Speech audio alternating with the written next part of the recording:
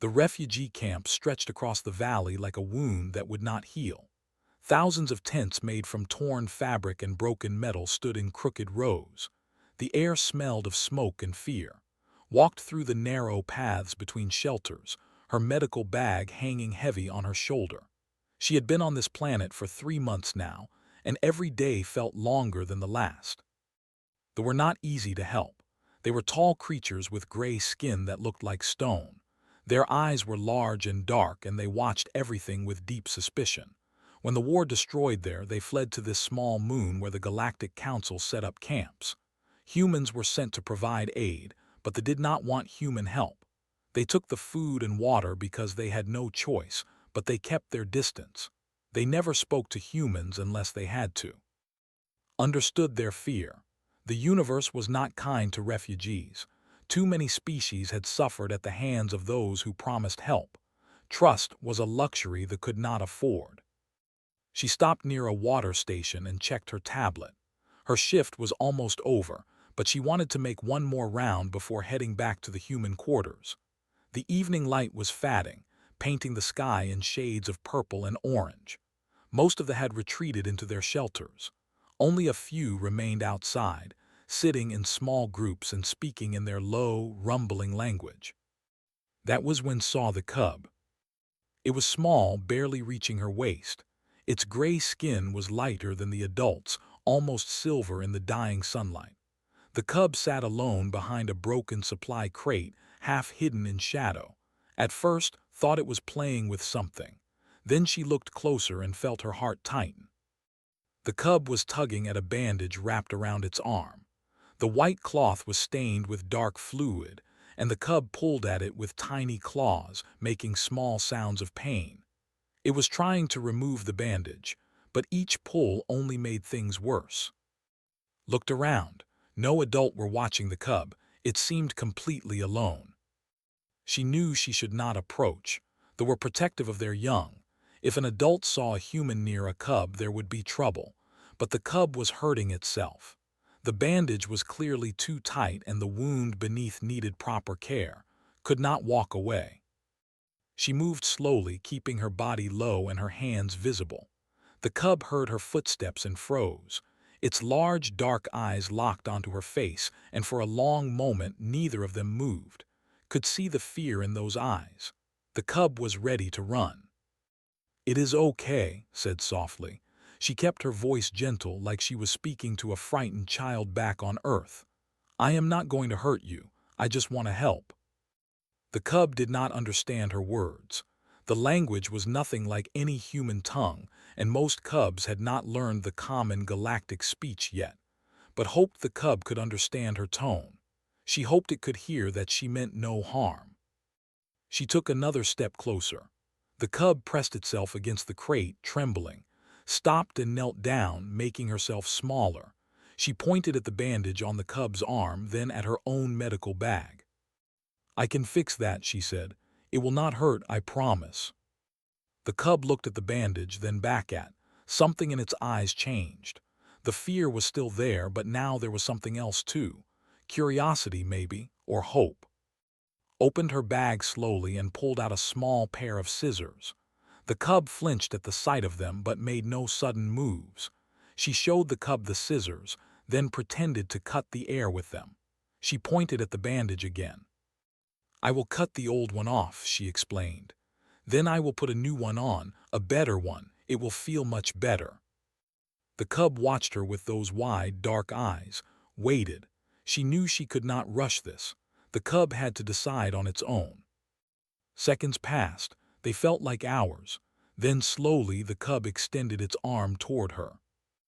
Let out a breath she did not know she was holding. She moved forward carefully and took the small arm in her hand. The cub's skin was cool and smooth, like polished river stones.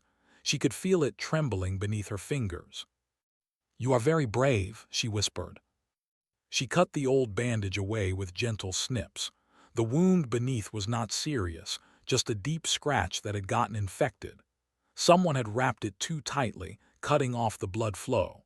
Cleaned the wound with antiseptic wipes, and the cub made a small hissing sound at the sting, but it did not pull away. "Almost done," said. "You are doing so well." She applied a healing gel that would fight the infection and help the skin grow back. Then she wrapped a new bandage around the arm, loose enough to let blood flow but tight enough to stay in place. The whole process took only a few minutes, but it felt like the most important thing she had done since arriving at the camp. When she finished, the cub looked at its arm with wonder. It touched the new bandage gently, then looked up at. For the first time, the fear in its eyes was gone. Instead, there was something that looked almost like gratitude. "There," said with a small smile, "all better." The cub made a soft sound, something between a purr and a chirp. Then it did something that made its heart stop. It moved closer and pressed its head against her hand. Stayed perfectly still. In 3 months at this camp, no one had ever touched her willingly. Not once. The adults avoided her like she carried disease, but this small cub, this frightened little creature, had chosen to trust her. She did not know that others were watching. From the shadows between the tents, more small shapes had gathered. Cubs, maybe a dozen of them, all watching with their large, dark eyes. They had seen what did. They had seen how gentle she was, how careful, and now they watched with something new in their eyes. From further away, adult had also noticed. They stood at the edges of the area, their stone-gray faces showing expressions that could not read. Some looked angry, some looked confused, but none of them moved to stop what was happening. Did not see any of this. She only saw the small cub pressing against her hand, seeking comfort from the strange human who had made the pain go away. She stroked the cub's head gently, feeling the cool skin beneath her fingers. "You are safe now," she said. "I will not let anything hurt you." The cub looked up at her and made that purring sound again, and somewhere deep inside felt something shift. She had come to this camp as a medic, just doing her job. But in that moment, holding this small alien child who had chosen to trust her, she knew that her purpose here was about to become something much greater. The sun set behind the distant mountains and darkness crept across the camp. But for the first time in months, the darkness did not feel so heavy. Something had changed, something small but important, and it was only the beginning. 3 days had passed since helped the first cub. She had not told anyone about it. She was not sure why. Maybe she feared that talking about it would break whatever strange magic had happened that evening. Maybe she worried that her superiors would tell her to stay away from the children. Whatever the reason, she kept the memory to herself like a precious secret. But secrets in a refugee camp never stayed secret for long. Was organizing supplies in the medical tent when her colleague walked in. He was a tall man with kind eyes and a quiet voice.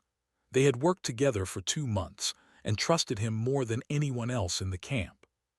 "Something strange is happening," said. He set down a box of bandages and looked at her with a puzzled expression. "Have you noticed the cubs acting differently?" Felt her heart beat faster. "What do you mean?"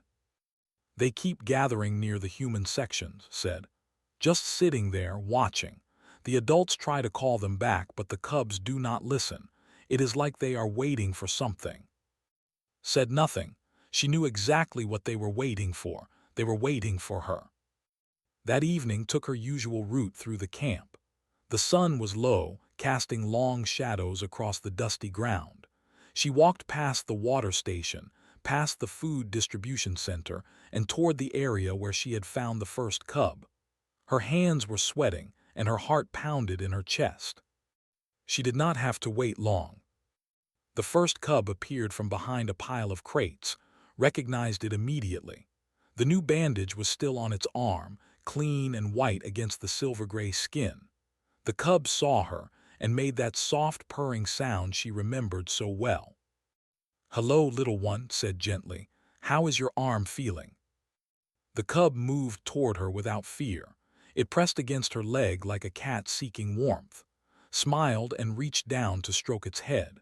The cub closed its eyes and leaned into her touch. Then more cubs appeared. They came from everywhere, from behind tents, from under broken equipment, from shadows that had not even noticed. One by one, they emerged into the fatting light, their large, dark eyes fixed on her. There were at least 15 of them, maybe more. Some were tiny, barely reaching her knee. Others were older, almost as tall as her waist. His breath caught in her throat. She had never seen so many cubs in one place. They usually stayed hidden, kept safe by their parents in the deep parts of the camp. But here they were, coming to her like she was calling them home. "Oh," she whispered, "hello, all of you." The cubs circled her slowly. Some kept their distance, watching with careful eyes. Others moved closer, sniffing the air near her hands and feet.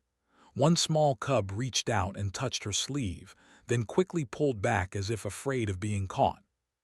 Lowered herself to the ground, sitting cross-legged in the dust. This made her smaller, less threatening. The cubs seemed to appreciate this. More of them moved closer, forming a tight circle around her. That was when she noticed the injuries. One cub had a cut on its face, half hidden by dried blood. Another limped when it walked, favoring its left leg. A third had burns on its arm, probably from the fires that had destroyed there. Everywhere looked, she saw wounds that needed care. Wounds that no one had treated. Her heart ached. They had medicine, but it was different from human medicine. It worked on adult bodies, not on the delicate systems of cubs, and they were too proud to ask humans for help, even when their children suffered. But the children themselves had found another way. "You came to me," said softly, understanding now. "You saw what I did for your friend and you came to me for help." The cubs watched her with those deep, dark eyes. They did not understand her words, but they understood something else. They understood that this human was different. They could feel it in ways that adults had forgotten how to feel. Opened her medical bag.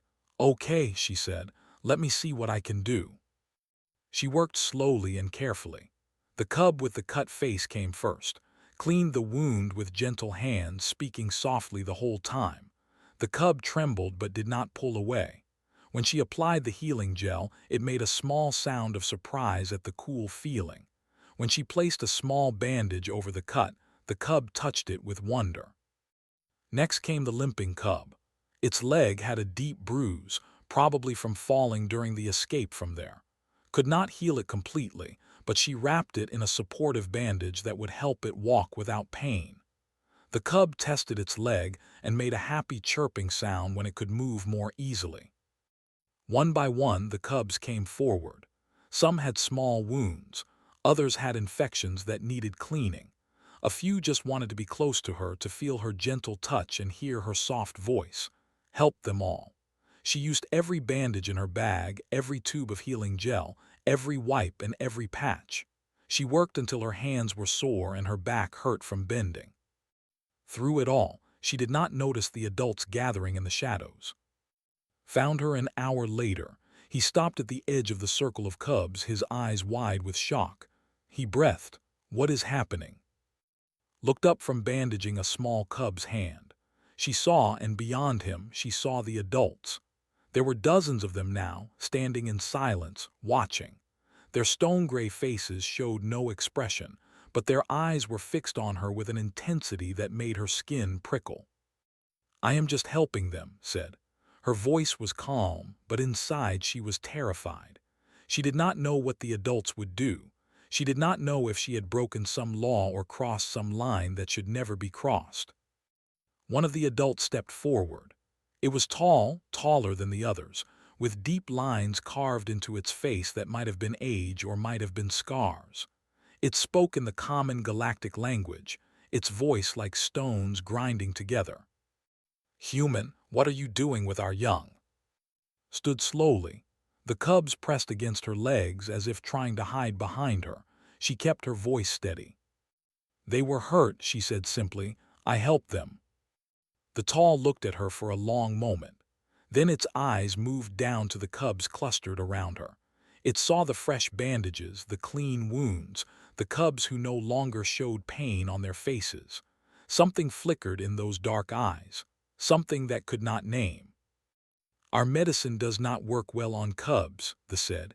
Its voice was quieter now. "We have lost many young ones since we left our home. We did not know how to help them. Felt tears sting her eyes, but she blinked them back. I can help, she said. If you let me, I can help all of them. The tall was silent. Around them, the other adults watched and waited.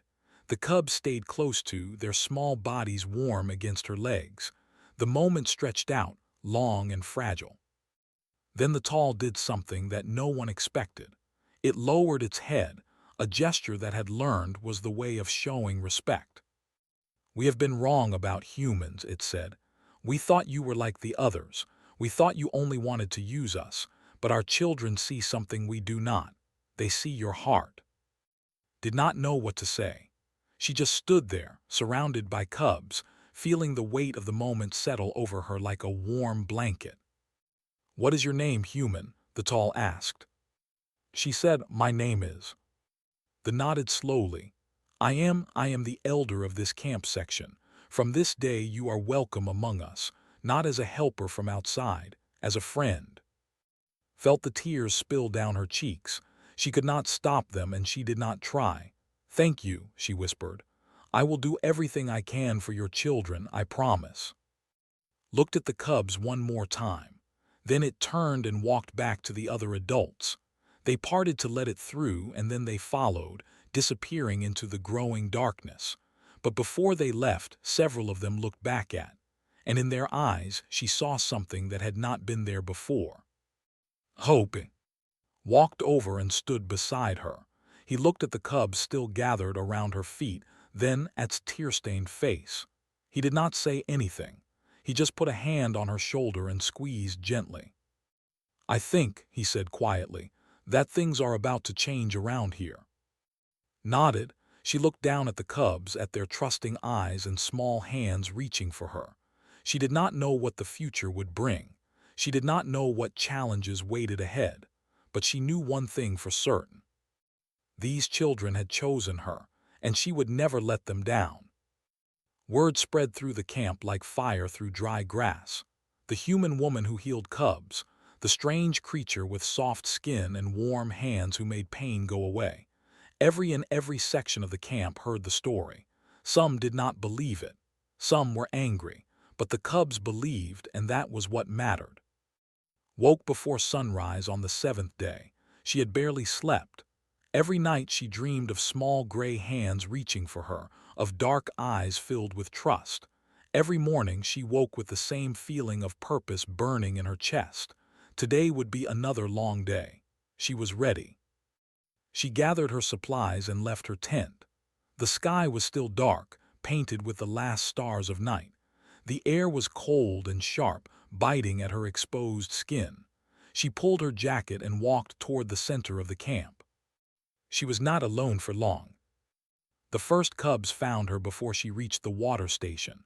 They appeared from the shadows like small ghosts, their silver-gray skin catching the faint light. There were 5 of them, all from the section where was Elder. They had been waiting for her. Good morning, little ones, said softly. You are up early. The cubs chirped and purred, pressing close to her. One of them, a small female that had named Starlight in her mind, grabbed her hand and tugged gently. She wanted to follow. Where are we going? Asked. Starlight tugged again, more insistent this time. The other cubs joined in, pushing at its legs, guiding her away from the main path and deeper into the camp. Followed, she trusted these children in a way she could not explain. They would not lead her into danger. She was sure of it. They walked for 10 minutes, winding through narrow passages between tents and shelters. The camp was larger than had realized. She had only ever worked in the outer sections near the human quarters. This deep part of the camp was different. The shelters were smaller, more crowded. The smell of sickness hung in the air. Finally, the cubs stopped in front of a large tent. It was patched together from a dozen different materials, held up by crooked poles that looked ready to fall. From inside could hear sounds, coughing, crying, the soft moans of creatures in pain. Her heart sank. She knew what this place was before she even stepped inside. She pushed open the tent flap and entered. The sight inside made her want to weep. There were dozens of cubs, maybe 50 or more, lying on thin blankets spread across the ground. Some were sleeping. Others were too weak to move. Many were covered in wounds, burns, and sores that had gone untreated for too long. The air was thick with the smell of infection and despair. Adults moved among the cubs, trying to provide comfort, but their faces showed the truth. They did not know how to help. They could only watch as their children suffered. An adult approached. It was smaller than, with a gentler face. "You are the human," it said, "the one who heals cubs." "Yes," said. Her voice was steady, but her hands were shaking. "I am." The adult lowered its head in that gesture of respect. "I am Gora. I care for the young ones in this section. We heard about you, but we did not believe. We thought it was just a story." "It is not a story," said. She looked at the suffering cubs, and something hard settled in her chest, something fierce. "I am here now. Tell me everything." Gora explained. When they fled their burning world, they had no time to gather supplies. The journey through space was long and hard. Many cubs fell sick. Many were injured in the chaos of escape. When they reached the refugee camp, they hoped for help.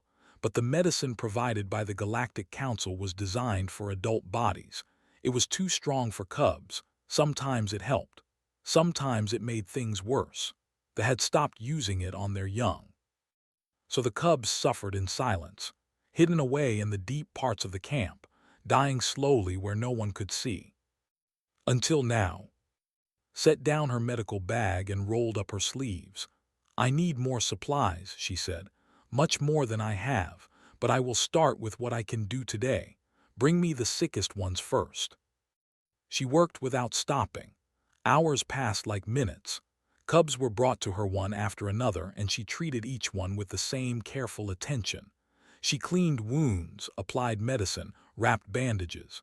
She held small hands and whispered soft words. She did everything she could, and when her supplies ran out, she improvised with whatever was available. Arrived at midday, carrying bags full of medical supplies.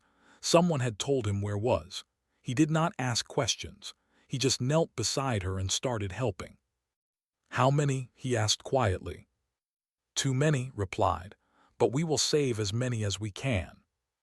They worked together through the afternoon. More human medics arrived, drawn by the news spreading through the camp. The adults watched them with a mixture of suspicion and desperate hope. But as the hours passed, as more cubs were treated and their cries of pain turned to sighs of relief, the suspicion faded. By evening had treated over 40 cubs. Her hands were raw, her back screamed with pain, her eyes burned from tiredness. But she could not stop. There were still more cubs who needed help. There were still more lives to save.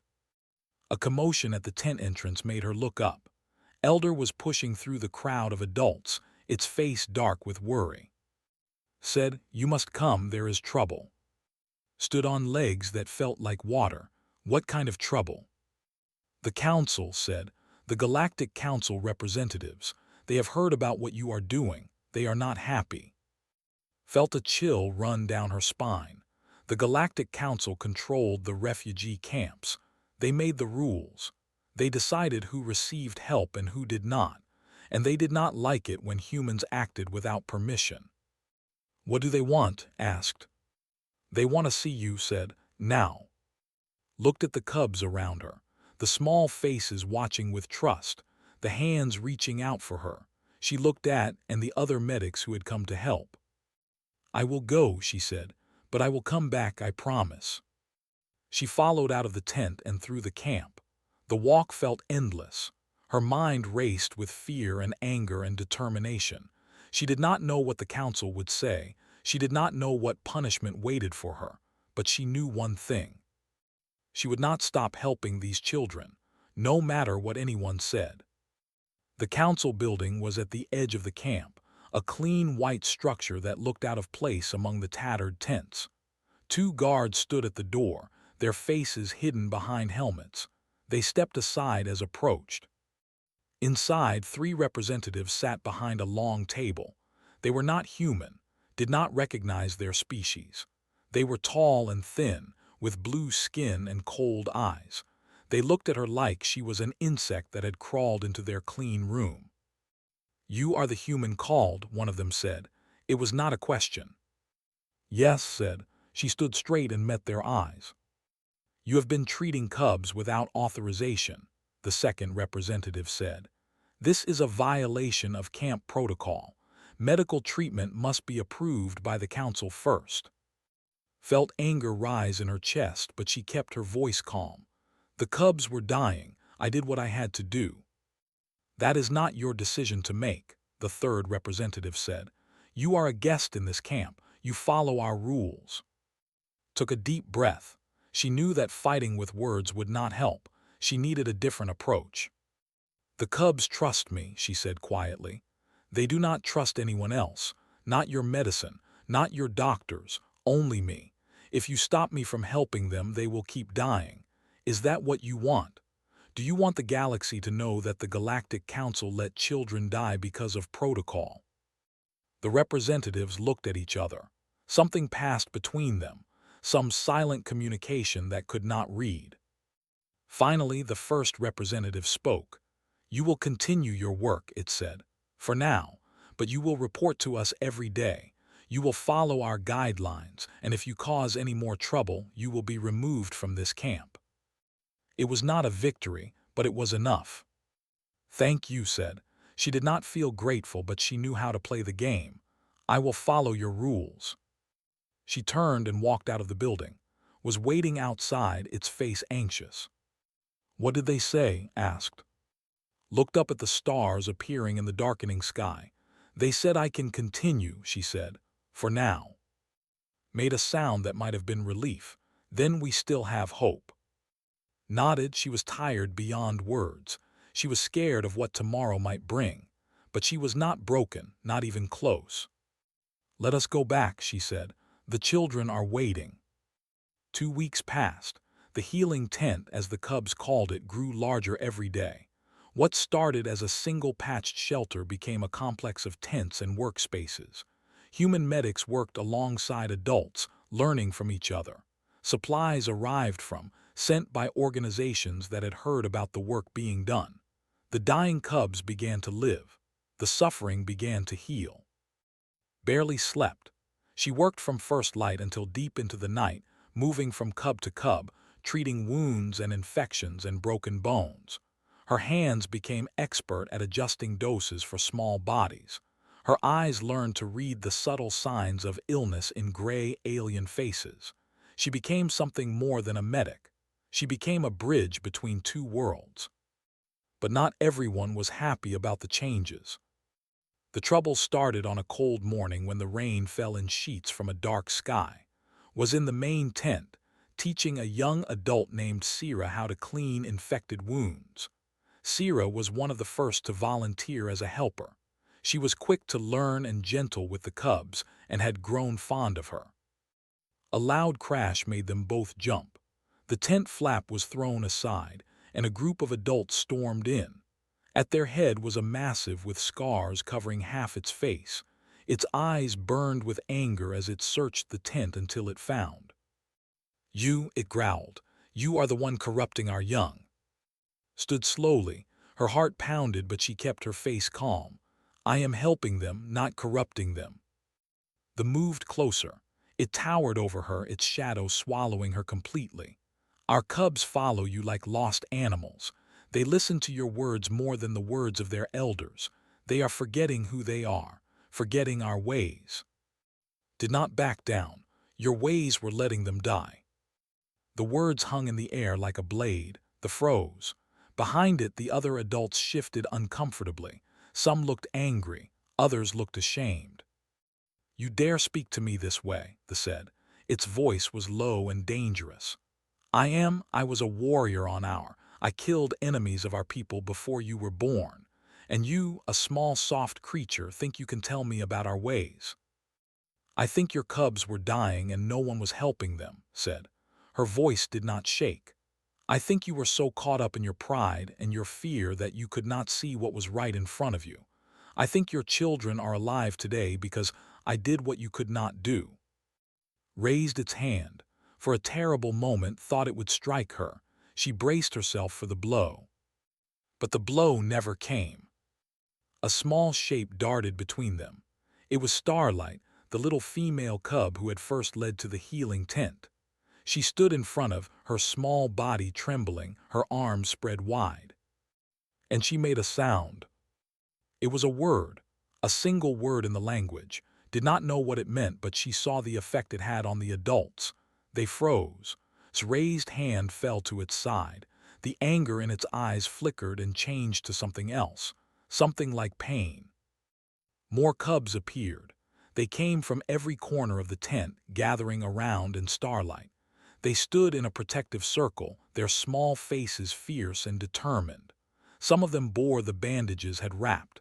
Some of them still carried scars from their journey across the stars.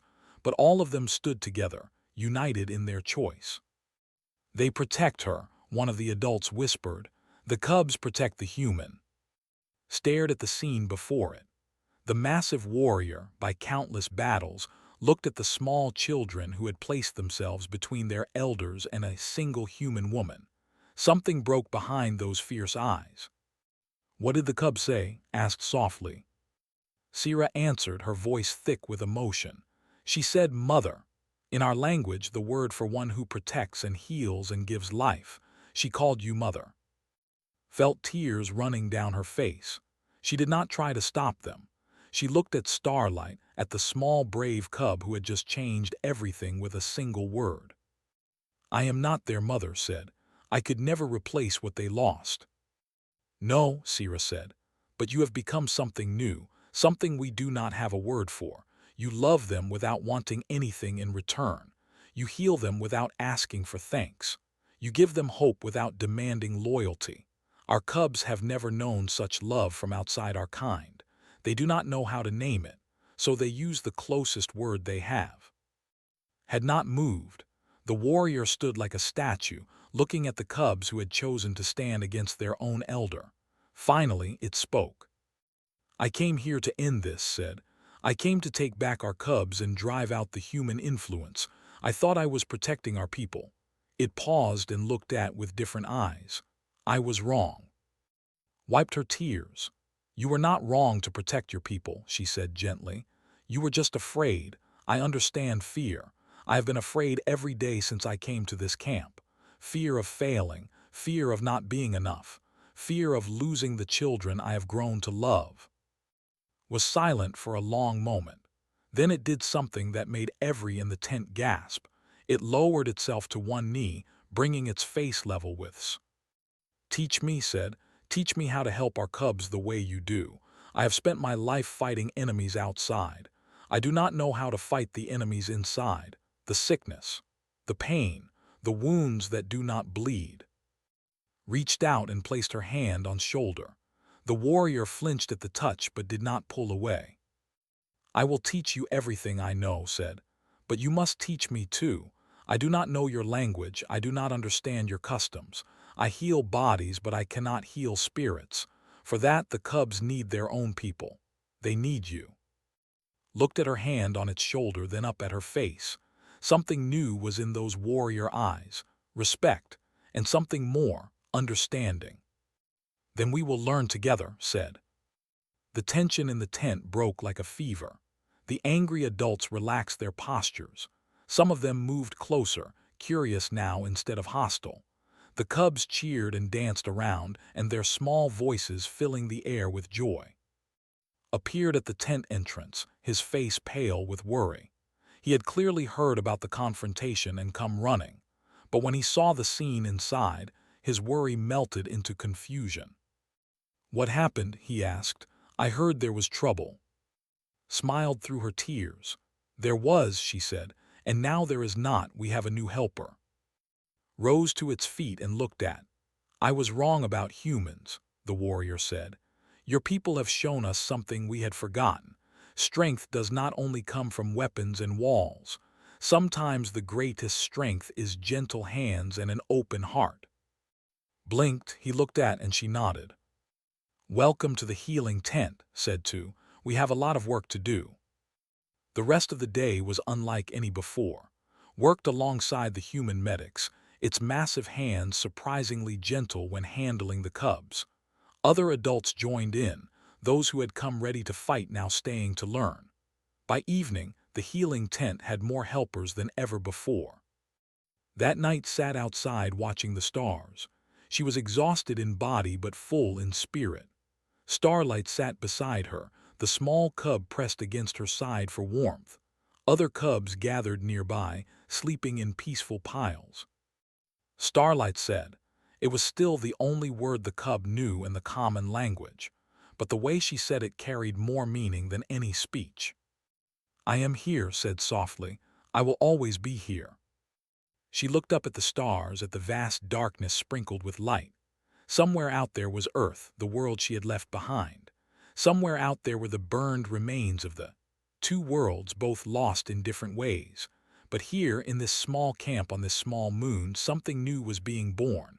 A bond between species, a love without borders, a hope without limits. Held Starlight close and made a silent promise. Whatever came next, she would face it, for these children, for this new family she had found among the stars, for love. The ceremony was held at dawn, when the light of the twin suns painted the sky in shades of gold and pink. Every in the camp had gathered in the central square. Adults stood in solemn rows, their stone-gray faces turned toward the rising light. Cubs sat at their feet, unusually quiet, sensing the importance of the moment. Stood at the front of the gathering, dressed in a simple white robe that Sira had made for her. Her hands were folded in front of her, and her heart beat so fast she thought everyone must be able to hear it. Beside her stood, and a dozen other human medics who had joined the work over the past month. Elder stepped forward. The old moved slowly, weighed down by age and memory, but its voice was strong and clear. Our people have walked among the stars for 1,000 generations, said. We have known many species. Some were friends, many were enemies. We learned to trust only ourselves, to keep our young hidden and safe from outsiders. This was our way. This was our survival. Paused and looked at. Those deep, dark eyes held something that made her want to weep. We were wrong, said. A murmur ran through the crowd. It was not a sound of protest. It was a sound of agreement, a sound of acceptance. When our world burned, we fled with nothing, continued. We had no medicine for our cubs, no healers who understood their young bodies.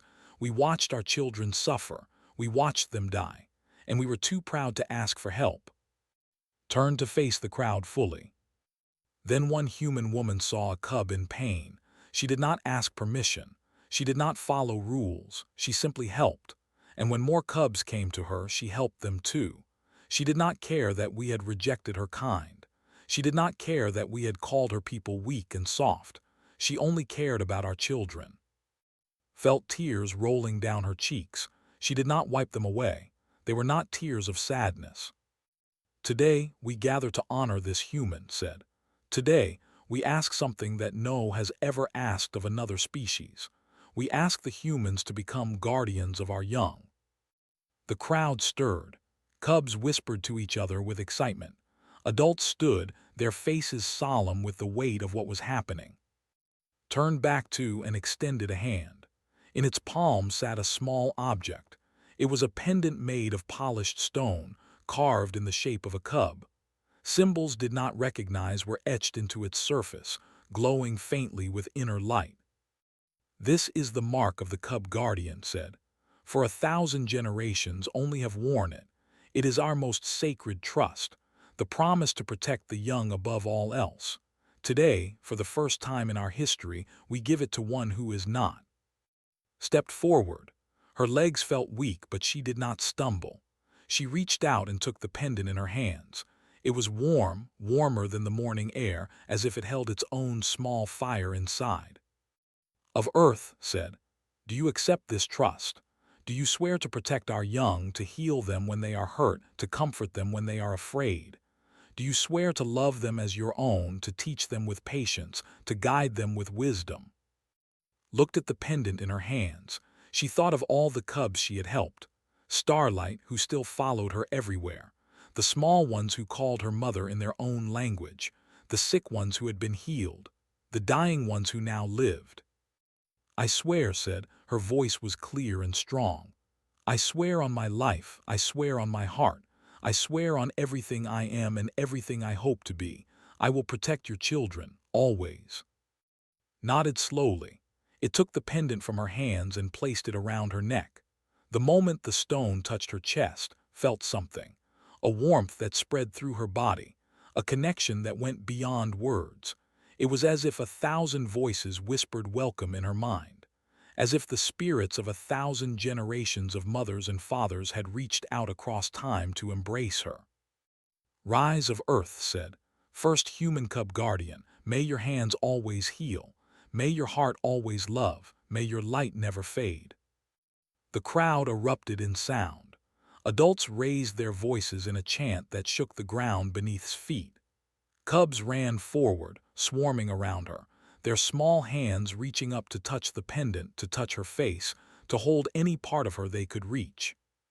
Starlight pushed through the crowd and threw herself into his arms, caught her and held her tight, spinning in a circle while the cub made that purring, chirping sound of pure joy. Starlight said, it was still the only word she knew, but it was enough. Appeared at side, his eyes bright with unshed tears. "You did it," he said. "You actually did it." "We did it," said all of us. "This is not my victory, it belongs to everyone who helped." Pushed through the crowd, its face split by something that might have been a smile. "The human is too humble," the warrior said. "This is your doing, you showed us what we had forgotten.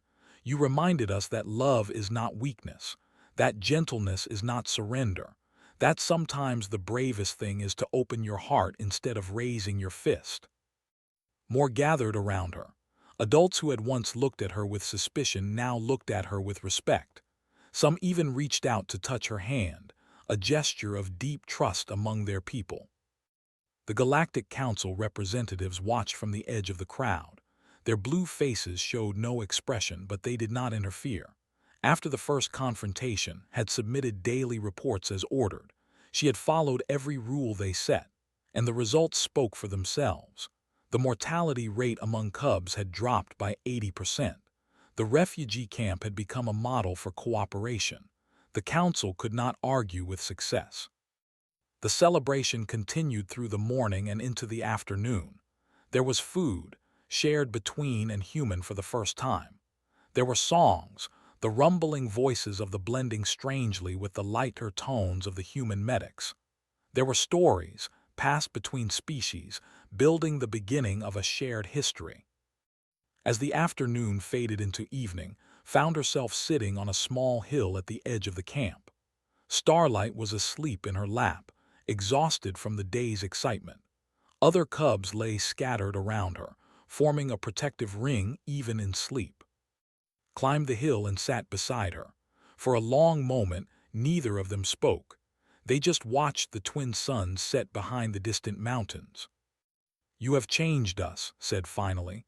"Not just the cubs, all of us. The entire people will be different because of you." Shook her head. "I did not change you. I just helped you remember what you already knew. The love was always there. It just needed a chance to show itself." Made a sound that might have been a laugh. "You are strange, human. You do great things and then refuse to take credit. Is this common among your species?" Smiled. "Some of us," she said. "Not all. Humans are complicated." "Yes," agreed. "But perhaps that is what makes you valuable. You are complicated enough to understand others, to see past the surface to what lies beneath." The elder looked at the sleeping cubs. "Our children saw it first. They felt your warmth before any adult could see it. We should listen to our young more often." "They are wiser than we know," said. She stroked Starlight's head gently.